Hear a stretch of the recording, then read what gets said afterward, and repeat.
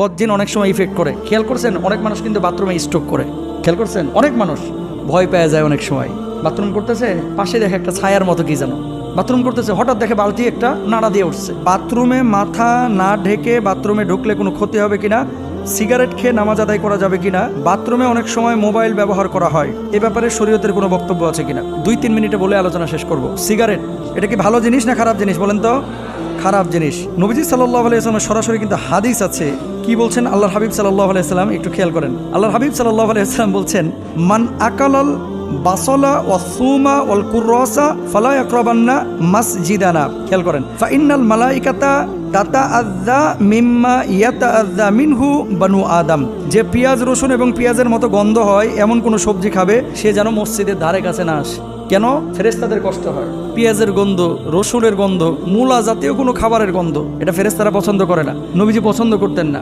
এখন আপনি যদি বলেন যে হুজুর তার মানে কি পেঁয়াজ খাওয়া, রসুন খাওয়া, মূলা জাতীয় সবজি খাওয়া এগুলোকে হারাম? হারাম না, কিন্তু এগুলো খায়া মুখ পরিষ্কার না করে, মেসওয়াক না করে, দুর্গন্ধ দূর না করে নামাজে আসতে নিষেধ করেছেন আল্লাহর হাবিব সাল্লাল্লাহু আলাইহি ওয়াসাল্লাম। পেঁয়াজের চাইতেও বিকট দুর্গন্ধ, কুত্তা পাছা গন্ধ হচ্ছে সিগারেটের মধ্যে।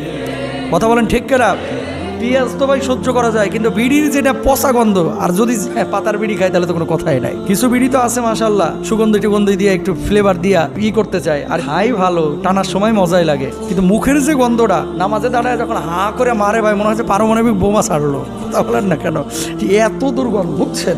এই যে এরকম যদি হয়ে থাকে আর খক্কর খক্কর করে আসে, এই সমস্ত জিনিস যদি হয়ে থাকে, বিড়ি খেয়ে আমাদের মধ্যে আসবেন না, বরং মুখটার আগে ব্রাশ দিয়ে ভালো করে ঘষবেন, তারপরও যদি গন্ধ না যায় ইট বা ঝামা দিয়ে জিব্বা ঘষবেন।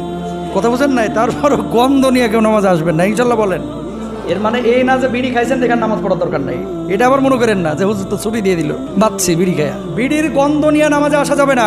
সিগারেট খাওয়া জায়েজ নাকি না জায়েজ? না জায়েজ, তবে ডাইরেক্ট হারাম বলা একেবারে সুযোগ নাই, না জায়েজ, মাকরুহে তাহরিমি বলা হয়েছে। ডাইরেক্ট হারাম কেন বলা যায় না? এটা মদের মতো নেশা তৈরি করে না। তবে এক শ্রেণীর স্কলার ডাইরেক্ট হারাম বলছেন। কেন? কোরআনে আছে ওয়ালা তুলকু বিআইদিকুম ইলা তাহলুকা। ভুল বুঝেন না কিন্তু, আবার ওই কাইটা নিয়ে যে এখানটা লাগাইবে বিড়ি খাওয়া জায়েজ হুজুর কইছে।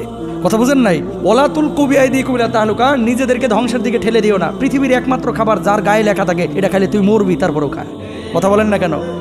বিড়ির গায়ে লেখা থাকে ধূমপান মৃত্যু ঘটায়, ধূমপান ক্যান্সারের জন্য দায়ী, ধূমপান হার্টের ক্ষতি করে, তারপরেও খায়। এই লেখাটাই যদি কোনো কেকের প্যাকেটে বা চিপসের প্যাকেটে থাকতো, ভাই দোকানদারের সাপের মতো ভিডিও মেরে লাইতো। কথা বলেন না কেন? এই কেক খাইলে মানুষ মরবে, তো তুই এই কেক বেচস কে? কিন্তু বিড়ির ব্যাপারে এই কথা কেউ বলে না। কথা বুঝতে পেরেছেন? সুতরাং বিড়ি খেয়ে কেউ নামাজে আসবে না ইনশাল্লাহ। বলেন বাথরুমে বদজিনের কিন্তু প্রভাব থাকে ভাই। বাথরুমে বদজিন অপবিত্র জায়গায় খারাপ জিন থাকে। মাথাটা ঢেকে রাখলে দোয়া পড়ে বাথরুমে যদি ঢুকেন